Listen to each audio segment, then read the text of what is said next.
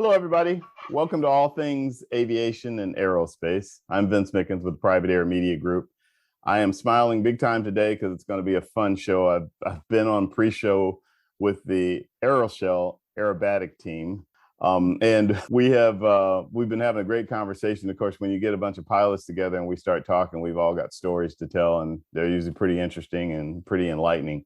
So we could have done that as a show by itself. But we are here today to talk about aerobatic flying and airshow performing, and hear the history of this team, the AeroShell Aerobatic Team, and how it was formed, and then hear about each of the pilots and their involvement. So I'm going to, go ahead and get right into it. Let's start out with introducing everybody. We'll start with Steve Gustafson. He's left wing for the AeroShell team. We have Jimmy Fordham, who is slot, and Bryan Regan, who is right wing. Unable to join us today, but we're sending him best wishes, Mark Henley, who is the lead pilot. Mark, hope everything's well, and sorry you couldn't be here to have all this fun with us today. Guys, welcome to the show. Thanks for having us, Vince. Thank you. Appreciate it. It's a pleasure. It's really going to be fun to talk about this. I wanted to really kind of set the table with this by going back to first of all, how the AeroShell team was formed, aerobatic team was formed, where it came from, the idea to do it. It had it was called the North American Aerobatic Team initially, right? That's correct. And then was changed. So maybe we can start with you, Steve, and you can take us all the way back to how this whole idea came about. That's now something that everybody looks forward to at all the air shows. Well, it actually was my father's idea. He used to fly with a guy with the same T-6 that I had, and he passed away in a non-aviation accident, and I always wanted to try it. But anyway, I decided to try it with Alan Henley and fly on his wing, and he said sure. And in those days, you didn't have to document it 25 times before flying in front of an air show. And the next day, we flew it in the air show. Okay. And it snowballed. One of the air bosses saw it and said, "Hey, you guys come up here to Pine Bluff, Arkansas." And we did. And John D. Rockefeller III was in the crowd. And he came over to us. He said, "Man, I've never seen anybody do that in T6s before. How about come fly Petit Jean Mountain, Arkansas to my Bluegrass Festival?" And we did. And it just started snowballing. We found out we could fly more air shows as a team than we could fly individually. And so was it 4 aircraft at that time? At that time, it was only 3. Okay. And we did that. We flew as a 3-ship for about 12 years. But we all had jobs. We all had different things. I was crop dusting and farming.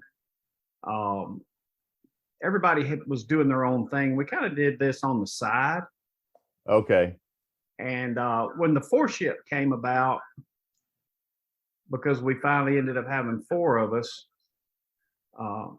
the 4 of us used to rotate whenever somebody would get real busy. And then later in life, you get where you can kind of start doing like you want to do.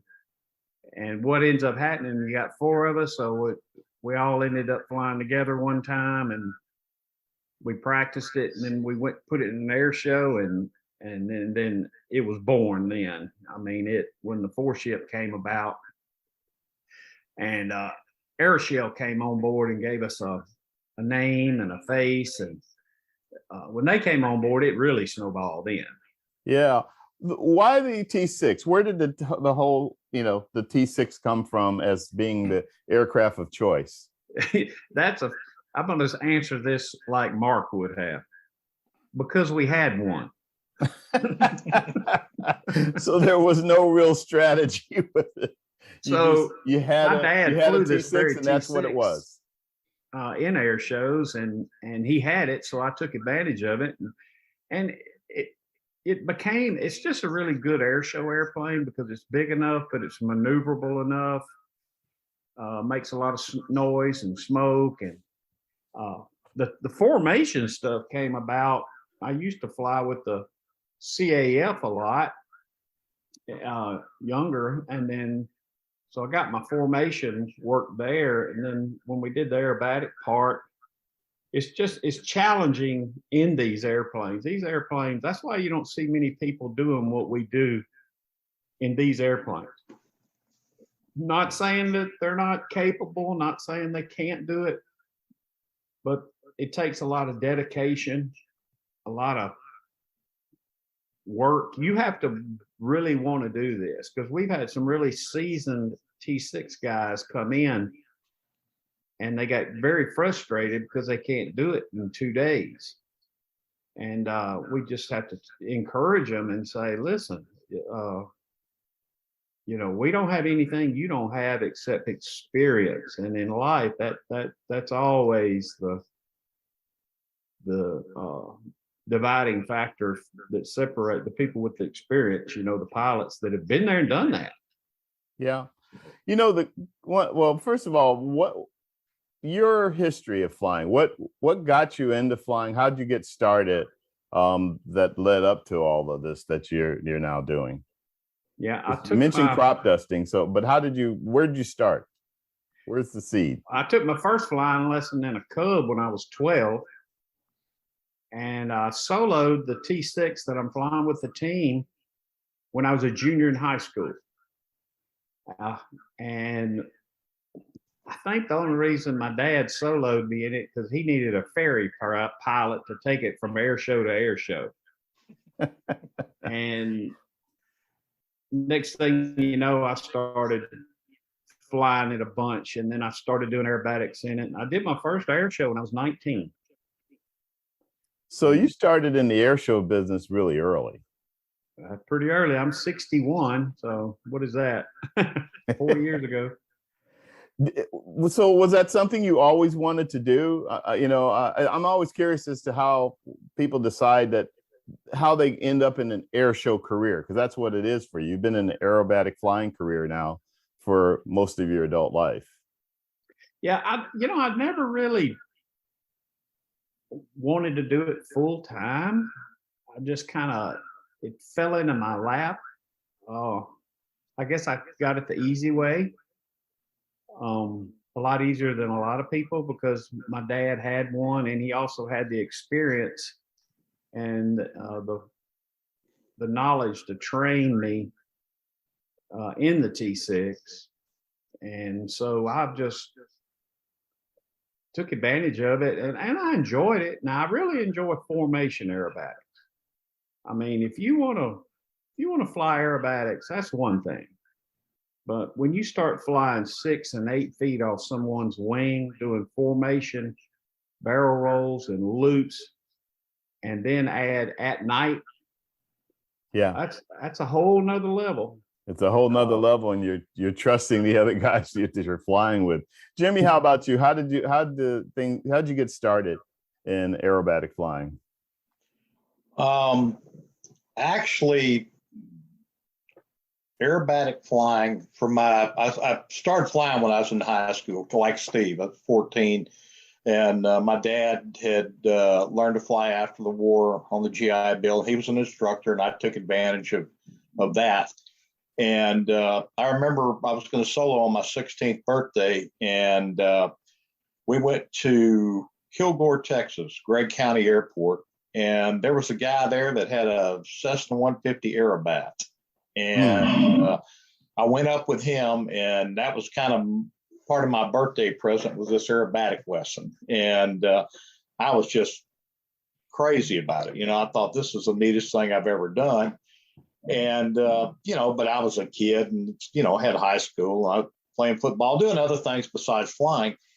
And, but when I got 17, I got my private. When I was 18, got my commercial and multi and seaplane flight instructor. So I walked into college with, basically a sophomore. And I kept thinking about aerobatics. I knew I wanted to fly for the airlines. I thought, at least that's what I felt like. That's where I wanted to go. And but I love the aerobatic aspect of things. And Marion Cole lived in Shreveport, Louisiana, and him and Art Show had just got the first two-place Pitts aircraft. And this is back in the, I want to say 75 is when that was. And I went over there and I took a lesson with Marion, and that was just pouring more fuel on the fire, because then I really wanted to do it. And I just married, didn't have a penny to my name. Anyway, I ended up buying a midget Mustang off of Marion Cole, and it was the original long midget Mustang. And it's in the museum up at Oshkosh now, and flew that airplane. And then I met Steve's dad, Merle Gustafson. And we used to fly some shows together. We didn't do 20 shows or anything like that during this 75 through 79 timeframe. But Merle encouraged me to, hey, man, you need to do this. You like it. You and fun to be around. You can do this. And between him and Marion and flying some shows with them, and that put the bug in me. And then you got to go make a living and eat. And I kind of shut the whole thing down in 79 and early 80 and went back to corporate flying and working on getting hired with the airlines. But that's what put the bug was Steve's dad and Marion and that ride, when I was a kid at 16 years old. And I knew it's something I always wanted to do. And got through the airline career and I decided kids were grown and I was flying a helicopter over at Tallulah, Louisiana, what we call our hometown air show. And I was topping rides in a helicopter. And Steve and them were flying the team. Gene McNeely was flying the four-ship. He was the slot pilot. And I got to meet all those guys. And I bought a Yak 52. And Steve became my aerobatic mentor. He, said, Jimmy, I will help you get your cards, and you work at it and keep going. And so, I did. And eventually I felt like I was ready, and Steve issued my first card to me, and I started flying air shows, started going out and flying the Yak and doing solo aerobatics. And then I eventually met some other guys on the Yak, and we did some formation aerobatics. And Steve knew this. He knew that, I was starting to get into it. And the way I came about on the team is Gene McNeely was going to be out for about a year or so with a medical issue that he had to get taken care of. And they invited me to, hey, Jimmy, we think we may want to have you come over here and help us for a year. And, we survived that year. I'll put it that way. Because I didn't have it about, I think I had Bryan, when Bryan led the team the first time, and he'll tell you this, he can correct me, but I think when he led the AeroShell Aerobatic Team, he had about an hour and a half, 2 hours in a T-6. But he had thousands of hours of formation aerobatics. Well, I showed up 60 hours, and I didn't have hardly any formation aerobatics. So they put me in the front. And they will tell you right quick, he was just the front airplane. He wasn't number one. We were telling him where to go all the time, and but it worked out, and we got through that first year. Gene came back and started flying with the team full time, and they said, hey, we want you to keep working with us. So like Steve said earlier, it takes a lot of dedication, a lot of hard work to get to where we're at today. Absolutely. And, so I kept working. I would go do rides with them and help them out anywhere I could. I fueled airplanes, smoke oil the airplanes.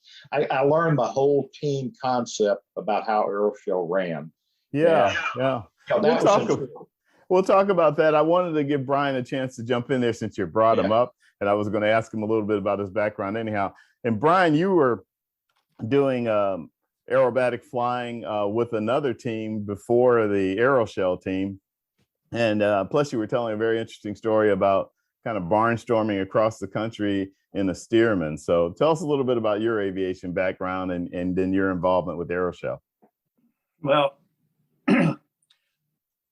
like Jimmy, I started kind of dreaming of this stuff when I was young, watched a lot of movies and that kind of thing. And I just like the cool old airplanes and never really considered it as something I'd be able to do for a living or a career or anything like that. I just wanted to be around it. Well, when I finally got around to flying, learning to fly. It wasn't until I was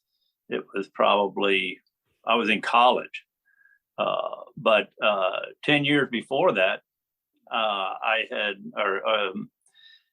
the experience of being able to go to Oshkosh. I'd gotten involved with EAA and Civil Air Patrol and all that. And interesting story about that was one of the local EAA members had his corporate aircraft for his company was a Convair 440, and he volunteered to take the whole EAA chapter up to Oshkosh or whoever wanted to go. And so I ended up on that trip, and we took off, and we weren't airborne very long when we started letting down, and we landed at this place. I didn't really know what was going on. And we taxi up, and there's just huge crowd of people there. And we almost kind of taxied into a space in the crowd almost. And then the left engine shut down, and the door went down, the air stair went down. And this little guy comes running up the air stair with a parachute over his shoulder. And he gets to the top, throws his parachute and his bag in, and turns around and waves to this crowd. And they close the door up, and he comes and sits down next to me. And we'll come to find out it was Marion Cole. And I'd never met him before. And I'm from South Louisiana, down in Lafayette. And so, I didn't know these folks were that close by. Another one of the heroes from my young air show attending years was Merle Gustafson, Steve's dad. And I didn't know anything about Steve or anything, but Merle was quite well known around here, and we got to see him fly a lot in his Corsair. So anyway, that kind of stuff kind of planted the seeds. But still, when I finally did get around to learning how to fly, I was really just trying to get the flying bug out of my system so I could, get back to school and earn a real honest living.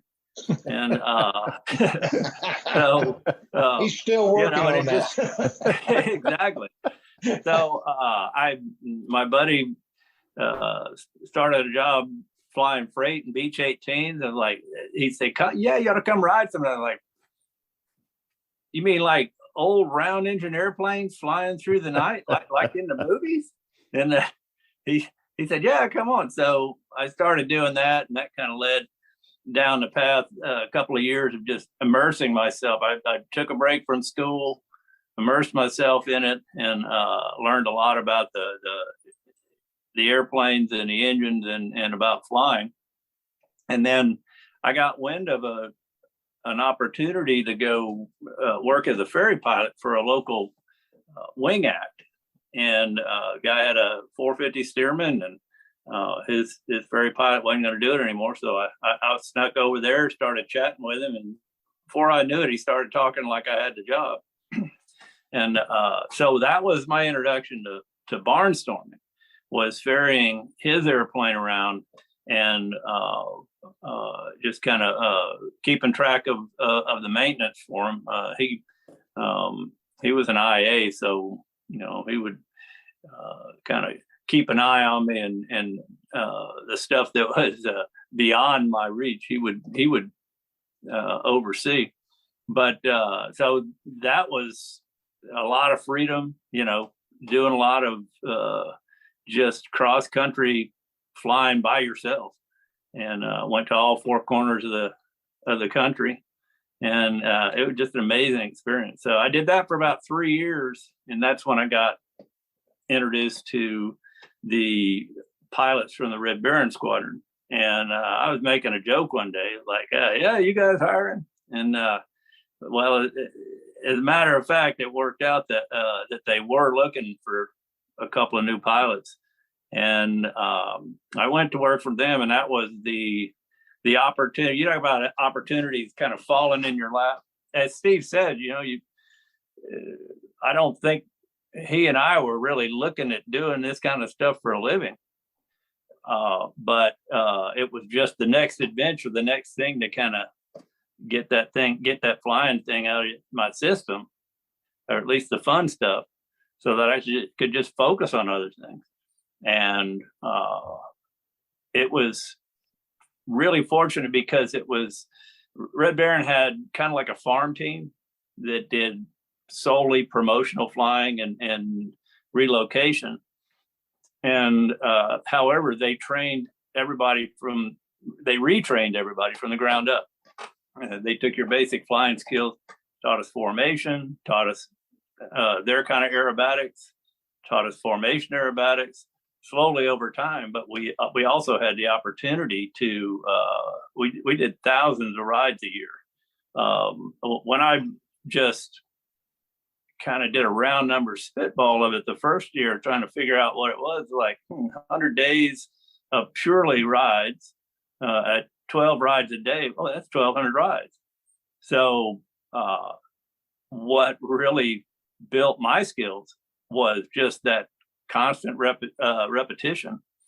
And it was the full profile. We take off in formation, do a formation maneuver, break off and do individual maneuvers, do a rejoin, and in a hurry, because the lead pilot was usually ready to go back, and you could get left behind.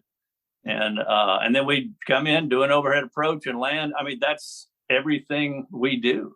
Yeah. And so we got all that thousands of repetitions. If you're not getting it after about 3 years of that, then you probably ought to be looking somewhere else. Absolutely. So you guys, I have so many thoughts that are going through my mind about what you guys do, but all of you have a passion for flying. And it sounds like, if I'm not mistaken, you all come the civilian track. None of you were military pilots, because am I correct about that? That's true. Yeah. But a lot of what you guys do as the AeroShell Aerobatic Team are similar to, military demonstrations, like the Thunderbirds and Blue Angels and all that kind of stuff, in terms of tight formations and all the maneuvers you do and things like that. Would you say that all of this kind of really gelled in terms of the 4 aircraft team about 20 years ago, once you became the AeroShell team? Well, I don't know. I think a lot of the background experience, it comes from the influences of, even my early influences for wanting to do it were, watching movies about the Blue Max and Red Baron and the World War I stuff.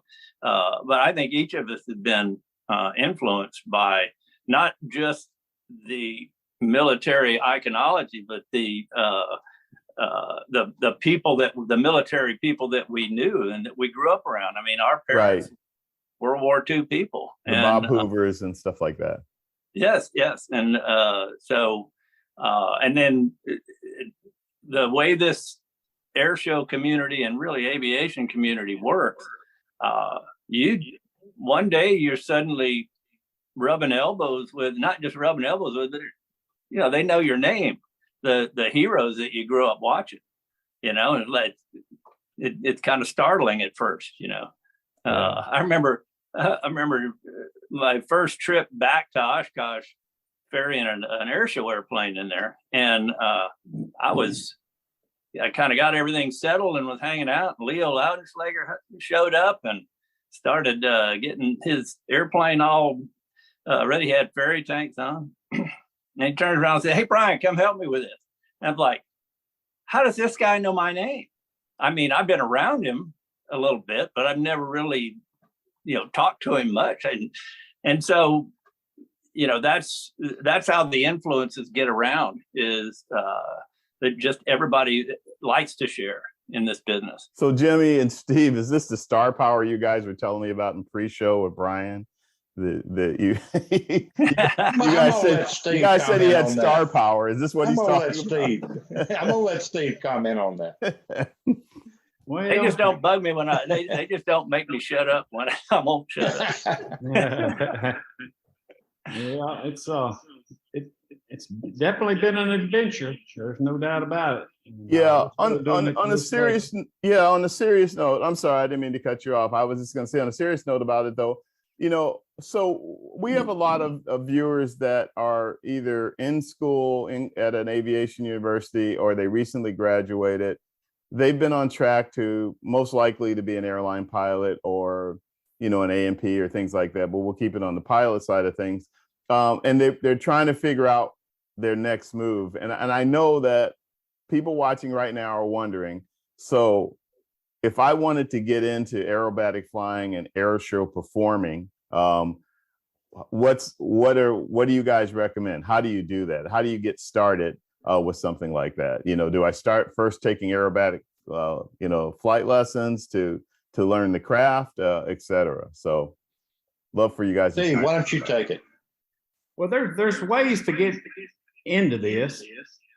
Greg Kuntz has a decathlon, and they train aerobatics over there, and you stay to bed and breakfast, and you can get your start there. Just decide whether you like to do this or not. But always make sure you find a mentor, someone to kind of guide you instead of just trying it all on your own, because you might get hurt. And listen to the people that have been here and done that. That's how I learned a lot, is by listening to the experienced people. And but you can get started in it. You just got to start doing the research. And like Bryan said, get in to know these people. They're not think they're above you or anything. Just push it, get where you want to be. Don't let anybody tell you no, and do the research, and hey, elbow your way in there. Yeah, that sounds like it applies for that, and anything else you want to do in aviation is to start doing it and start to get to know people, find somebody to mentor you, and find the right person to give you some flight instruction on the basics of aerobatics and things like that.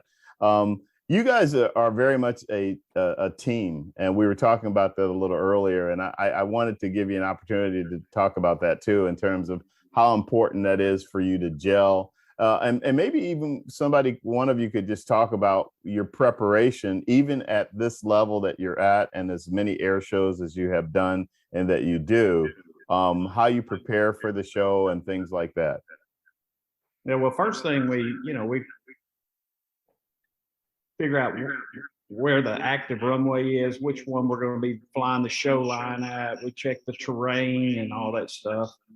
And we always do a walk around before we fly and make sure we're all in sync. And, Bryan and I'll point out the wind direction. Hey, I'm going to hesitate this pull for about a second and a half instead of pulling, and you're going to have to go early and I'm going to have to go late. And you take all that stuff into consideration before we fly every single time, especially if there's an on crowd wind. We're going to move it out. Preparation is huge. Make sure your smoke valves are where they're supposed to be. Your fuel is on show tank, and we all watch each other's back. We all make sure we watch each other's back along the way to make sure that things are done correctly. And that's where our minds are at in the last hour or two before we fly. Is getting more and more focused on all those elements that we need to keep track of. Yeah. So do you guys, I mean, I've been behind the scenes when somebody's getting ready to perform. Do the four of you go through your entire show? I mean, Yes. like kind of walk through it and talk through it. And I'm going to tell you what's even more important than that is debriefing. I tell you what, when we debrief, it could get pretty intense. Somebody messes up, we're on them pretty hard. So one thing about this team is you have to be able to accept criticism, and if you can't, you're not going to make it. So well, it's a safety thing. Yeah, it can make. Mark used to have a statement: if you want to join this team, you have to be able to sit on a pineapple without making a face. Okay. In other words, you got to be able to take it. You got to be able to take That goes for all of us. And but it makes you a better pilot if you can listen to criticism and learn from it. It makes you a better pilot.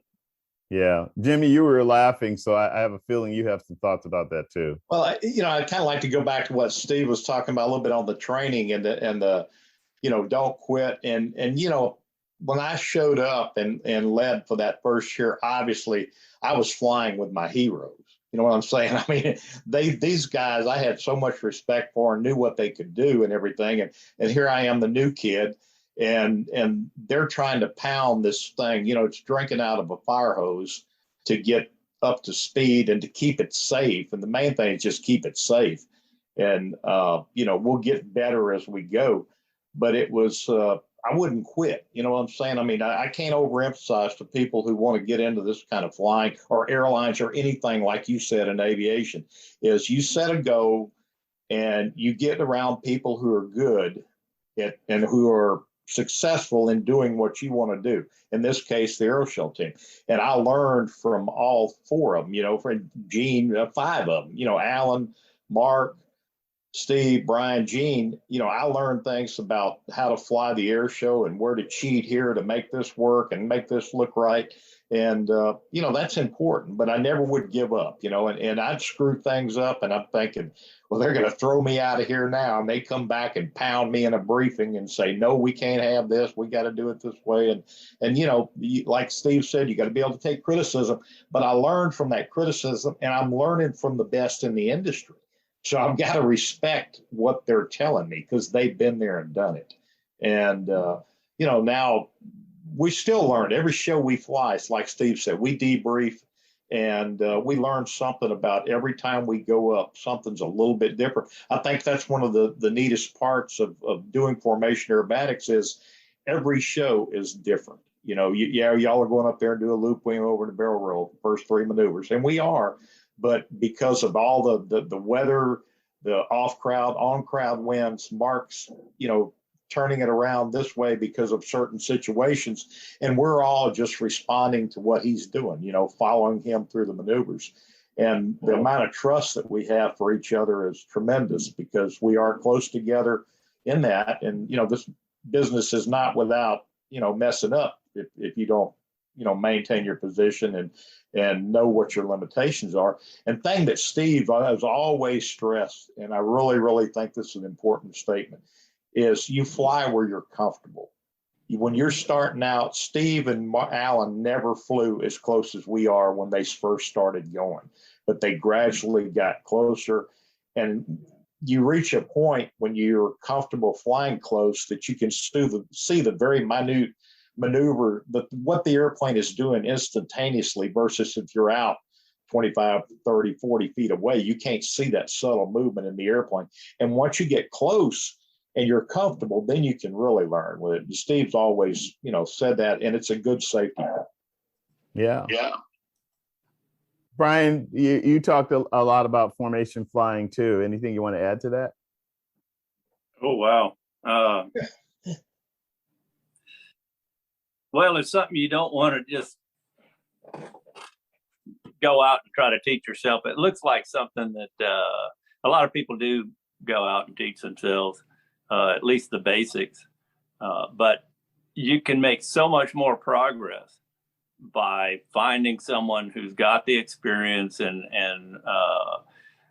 has experience with a system, with actual protocols and standards, so that you're not just feeling your way around. It's the same way with aerobatics. A lot of people go out and teach themselves how to do loops and rolls, and some people end up getting hurt doing it. And so, it's so much easier to just find someone who is knowledgeable. It doesn't take much to learn these things and learn to do them right. Yeah, the same way we were all taught how to handle getting into a spin. Do you guys think that most pilots should, at maybe an early part of their training or some part of their training, have some type of aerobatic training, even if it's for an hour or two? I'll take this one. Yeah. So look, here's the overall issue is where people get in trouble is when they find themselves in a situation they're not familiar with. So if you've never been upside down, you find yourself upside down. Well, you don't have much time to kind of figure it out. So, I'm definitely a backer of people getting as much experience or instruction as they can, even if it's just a weekend course or it's like the spin training. They didn't really require it when I was coming up, it was. But my instructor was a true believer in it. We did a bunch of spins, but there's no replacement for having experience. A couple of examples,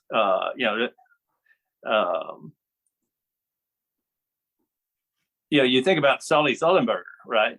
Okay. Now I don't think he'd ever landed an airliner on water, but he had considered it.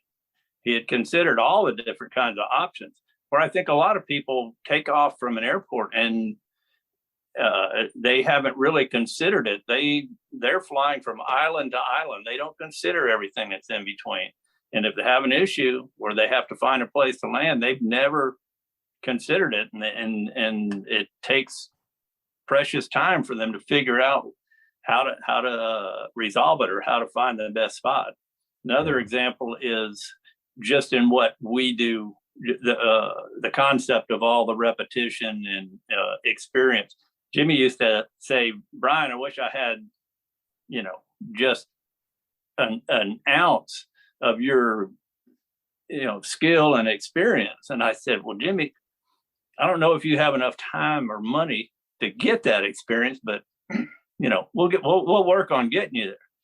But what I learned is that a lot of what we do is reactive when we're flying close formation, doing loops and rolls and that kind of thing.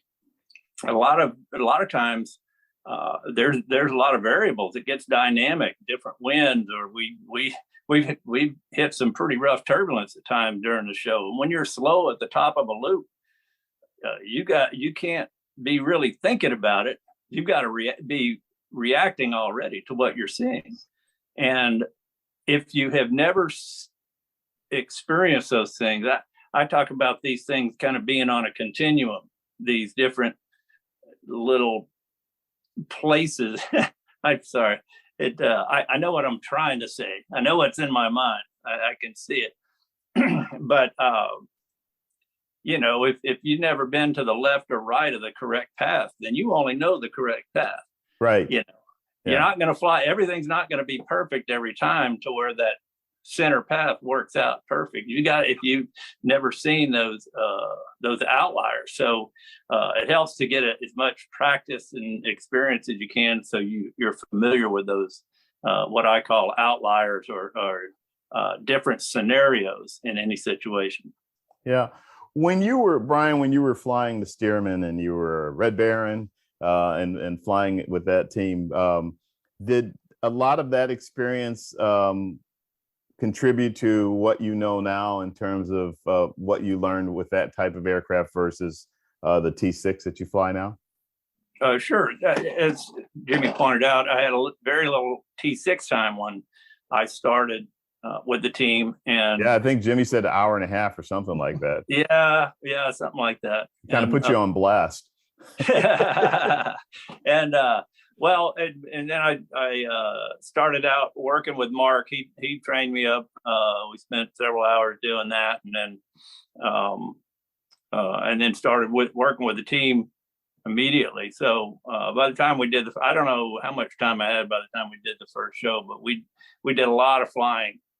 And but the Stearman stuff, I'd flown all four positions in that program, and we trained everybody to be good in all four positions. Oh, that's smart. If as soon as you got comfortable in one position and didn't want to give it up, we'd force you to go to the other side. That kind of stuff, or force you to leave. Keeps you sharp. What's that? That keeps you sharp. Well, it keeps you sharp, but it keeps everybody sharp. Everybody knows everything about each position. So it gives you clues as to what's coming next, how lead is going to fly the next scenario, the next maneuver. We flew together so much that we actually knew the different flying styles of each pilot. So it was kind of like loading a program, like, okay, I can expect him to do this abruptly, at this point. Or okay, I'm going to like this because this guy's always smooth here, that kind of thing. And so those habits. When you see something varying from those habits, additionally, you can start getting suspicious about, hey, is he doing okay? Did he get enough sleep last night? So yeah, these things. Yeah, you guys get to know each other that well, huh? Oh yeah. Oh yeah. It's like flying personalities, sort of.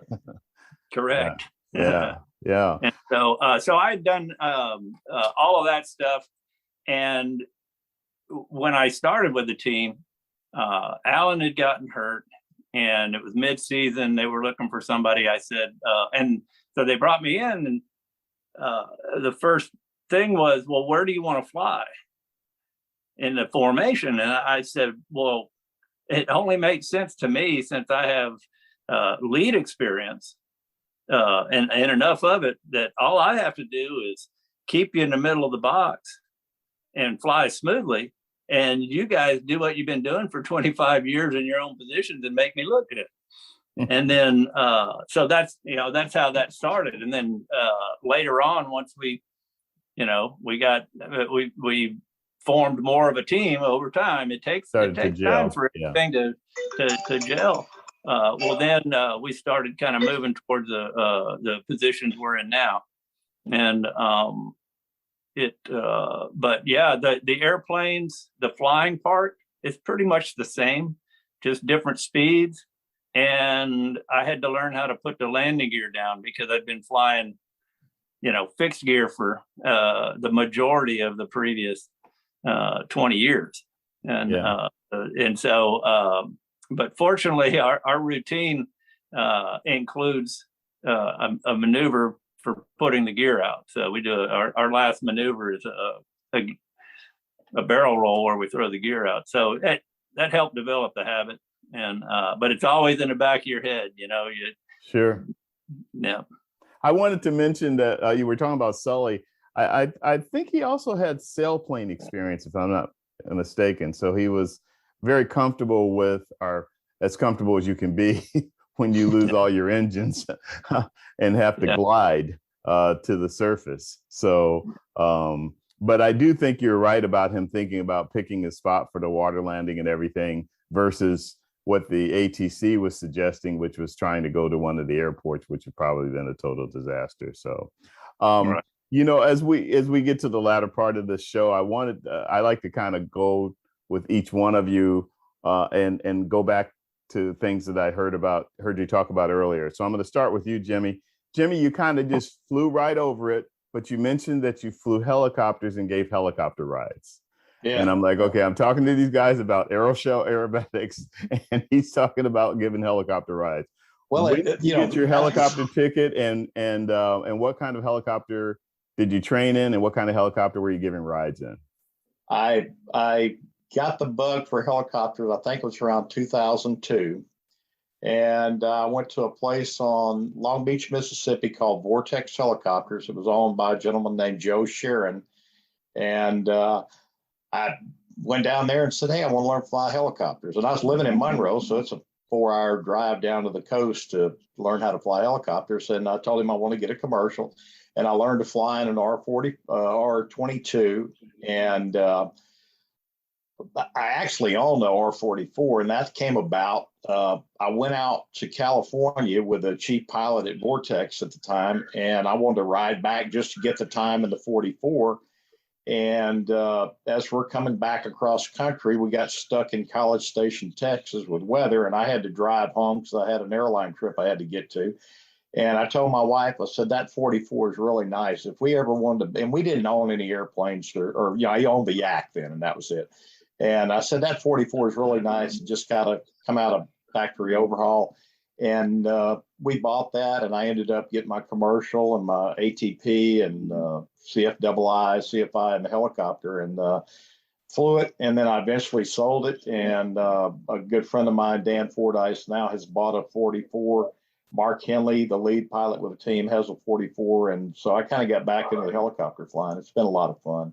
Yeah, that's pretty awesome. Just real quickly, much of a adjustment going back and forth between flying a helicopter and flying a T-6 Texan? Well, they're totally different, but sure, it didn't take me long to get back into the helicopter mode of things as far as being able to fly it again. I started getting up to speed. I had a good instructor, Craig Simone, down in New Iberia, Louisiana, and he was very experienced in the 44s, and he started working with me. And so, after about 2.5 hours, I was back where I could, hover it and feel safe in it, not totally proficient, but safe. And, now, I'm still learning, and you never stop learning in aviation. That's one of the greatest things. I love doing these check rides with these kids because, they're all psyched up about learning and want to know what I did and how I did it and why I did it. And I'm looking at them thinking, you guys have no idea how much fun you're going to have in aviation because it's such a in-demand, activity right now. The airlines are hiring, everybody's hiring, absolutely. People will tell you about crop dusters, how that shortage is. It's wide open. I was just going to ask you too, when did you completely take flying for the airlines and then stop flying charter off the table and say, I'm going to fully do this 100% with the aerobatic flying? Yeah, I was fortunate that, I had a great career. I worked for Northwest and then they merged with Delta and was able to retire from Delta. I had a great career in the airline. And I just wanted to do some more flying. And when I did that first year with the AeroShell team, I told my wife, I said, if there was any way that they were serious about trying to work me into this thing, that I would consider retiring, and was fortunate that I was able to do that. And it's been a blast. I'm the new kid. I'm the oldest one on the team, but I'm the newest one on the team as far as, I've been there about 10 years helping them. And it's been fun. I mean, we have a great time together. We're real close friends, and families know families and grandkids and all that. And that contributes to the experience that we have at the AeroShell team. Sure. What did you fly when you were flying for the airlines? I flew, started out on the 727, and I flew all 3 seats there, the flight engineer, co-pilot, captain. And then I went to the right seat of the DC-10, flew that.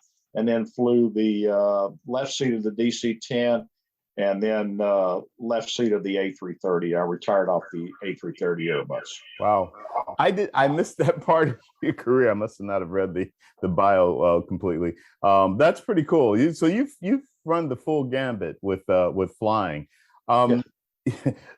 Steve, crop dusting. You did a lot of it. Tell us about that kind of flying and what that was like for you as part of your flying career. Well, that's the core of my flying, is ag flying, and it really turns you into stick and rudder pilot, and situational awareness and understanding everything around you while you're flying. I've got over 31,000 hours now. If I had to guess, at least 20,000 was ag. Really? Wow, 2/3 of your flying was ag? I would say so. As a matter of fact, I sprayed yesterday. I like to stay current. I'm not doing it full time anymore. I'm the part-time guy, the backup guy, but I did it full time for 24 years. Wow. So dodged a lot of trees and a lot of wires. Yeah. If a young person listening said that they've been thinking about wanting to do crop dusting type of flying to either build time or just because they think it would be cool to do, what would you say to them? I would say it's a lot better than people give it. We have a lot better equipment nowadays. We got turboprop engines with air conditioning. They're made to do a specific job. It's a lot safer than people realize as long as you pay attention. But that's with anything in life, is paying attention at all times to what you're doing. It's hard work. If you're not a hard worker, say you're just into clean fingernail flying, I call it clean fingernail flying, getting up later in the day and all that stuff, because it's challenging. It's long days and long hours. Right. When you're done, you're done. You know, usually we're done in October and get back started in February. Yeah. It pays very well. The ag pilots nowadays make very good money. And yeah, you don't hear that much about it, but that's the points you just brought out are terrific about the equipment and that it's a different kind of ag flying than it was before. Completely different. I started out in radials. I started out in a Pawnee. Then I went to a 450 AgCat, then a 600 AgCat, which is a biplane. Then I went to a turbine AgCat. And then I went into the turbine air tractors. And I've flown every variant of air tractor there is. Right now we're flying an 802. And this thing is phenomenal. Didn't you do a safety video for air tractor? I did. Air Tractor had me come out and do a safety video on how to safely fly the airplane. And I put my T-6 in some situations that ag pilots might find themselves in and showed them what not to do and how to recover from those situations that they might find themselves in. Yeah.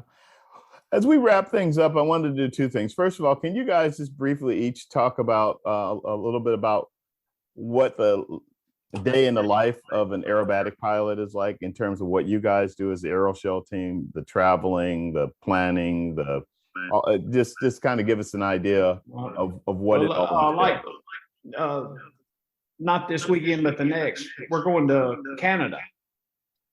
So the preparation, obviously, you got to get the AOPAs, you got to get the stickers, get your passport, get your flight plan going, understand where we're going. We're going to be looking at the weather right before we leave, send them all of our documentation on the airplanes and us. When we get there, airshow environment is wonderful.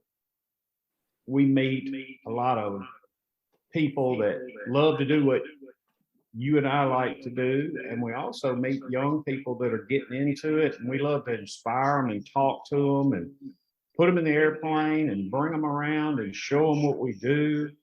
And I get a lot of joy out of that. I've been flying long enough now that I've met people that were kids that became fighter pilots in the Navy or the Air Force. Airline pilots now. I was part of the JCs one time, and we gave it some rides, and I ran into that boy at Oshkosh. His name was Tommy Massey, and he's been flying airlines now for 30 years. Wow. And it all came about from that one ride that we gave him at that JC's meeting. When he made that first flight, he said, "That's it. I'm doing this."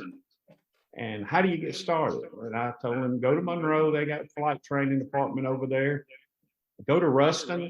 They got a flight. Go to college there if you decide. And hey, he changed his life.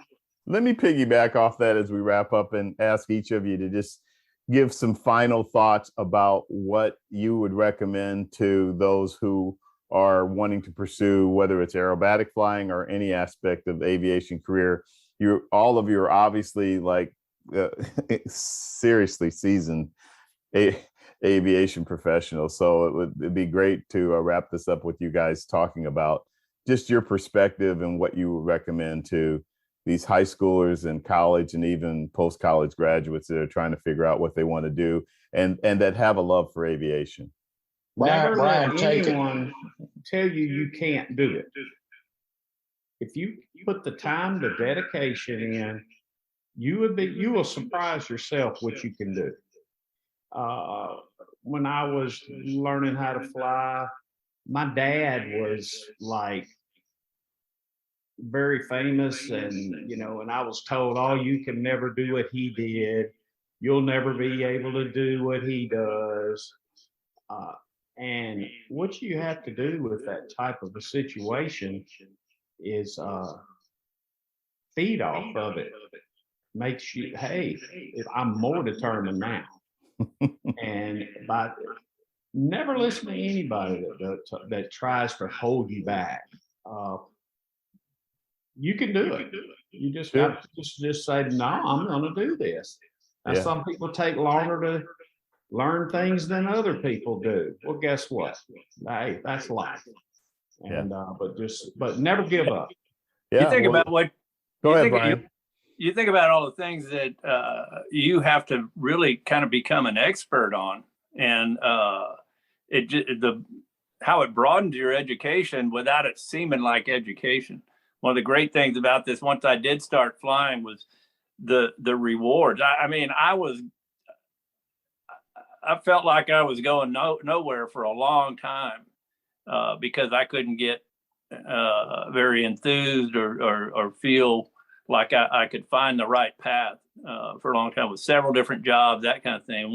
But when I started flying, I remember the first day I accomplished something, and the feeling of that accomplishment was what drove me to the next day, and then the next, and then it's like, well, this is my path, because I'm like, I haven't never had so many successes in any endeavor I'd had before. And so it just went that way. But then all these things that you have to know, aerodynamics, weather, I mean, you become experts on these things, power plants. There's so many different things that you never considered you would understand or need to understand or want to. But then suddenly you're motivated, and just the experience of learning to fly is just such a motivator, just because of all those things. Yeah. Jimmy? Set a goal, surround yourself with people who are successful already in doing that goal that you want. Learn everything you can from them about what it takes to achieve what you want to do. And then how do you eat an elephant? You eat it one bite at a time. You just, you take it, because it's like, it takes time, but you just never quit. And you don't let anybody tell you, like Steve was talking about, that, oh, you can't do this or anything, because you set that goal, and no matter what, you get that Navy SEAL mentality where we're going to do this. It doesn't matter. I'm going to get through this. Because this is what I want to do. And, pursue it. Just don't quit. The only way you can fail in something like this is to quit. And I'm not saying if you throw up every time you go flying, you don't need to quit. I'm saying if you got a problem like that, yeah, that's different.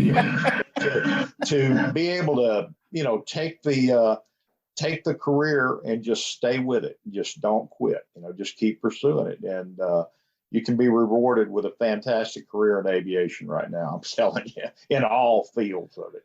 Absolutely. I mean, this industry is wide open for anybody that's interested in, as you said, in any aspect of it. So, guys, it's been really great to have you on. I feel like we probably could have done a 2-hour show because you guys just have a wealth of information. As we close up, you have a show you said coming up, and your next show is in Canada? Montreal, Canada. In Montreal. And you have a few more shows after that?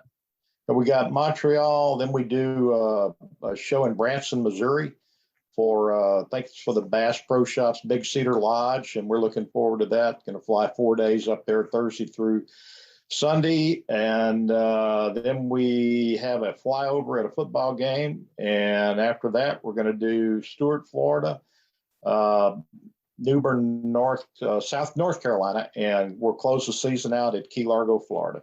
Gotcha. Which football game? It's University of Louisiana at Monroe, and I think they're playing Texas State, and it's a veterans flyover that they want, and they want us to come over and do a smoke on and 3-ship, and at the national anthem. So we're looking Oh, forward. nice. Yeah. Yeah, that'll be great. I was going to ask you guys in between shows. I didn't ask this earlier.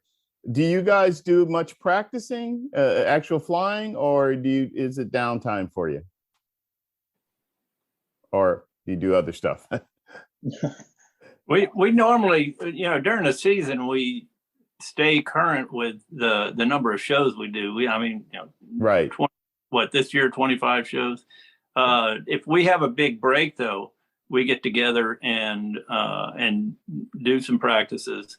We also, there are practice days at air shows, some of the air shows.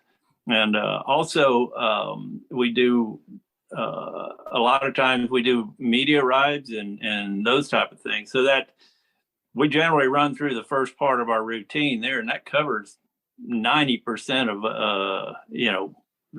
of getting tuned up for our regular routine. So yeah. Well, you guys keep inspiring the next generation of aviators with what you're doing, because it is amazing to watch your show, both your day and your night show, which I've enjoyed immensely over the years. So, but appreciate everything you guys do, especially on the inspiration side of things, and just what you do as very seasoned professional pilots. So, well, anybody that's following us or anything, we've got an Instagram page and a Facebook page, and we enjoy interacting with you guys, with young pilots, and questions they might have about certain things or anything. Feel free to join us. That sounds great. And if anybody contacts me, I'll be more than happy to forward them to you guys for them to talk to you and get some mentorship. Yeah, thank you very much for that. Appreciate it. Absolutely. Guys, thank you again for being on All Things Aviation and Aerospace. I appreciate you taking the time. I wish you safe flying and hope you have a great show in Montreal, etc. That does it for us with this show. Thank you for watching or listening to All Things Aviation and Aerospace, the webcast and podcast for anyone thinking about pursuing a career in aviation. We also have archive episodes on all kinds of different other aspects of the show and things like that. It's all available on the Private Air Media Group YouTube channel and Facebook page. And again, if you guys have any questions about anything from this show, feel free to shoot me a note, and I'll be glad to put you in touch with the AeroShell Aerobatic Team. I can't believe I still want to mess that up. Anyhow, the AeroShell Aerobatic Team that will continue performing all over and doing great things. Thank you, everybody, for watching and listening. Until next time, take care, and we'll catch you soon. Thank you. Thank you, sir. Thanks, Vince. Appreciate it. All righty. Bye-bye.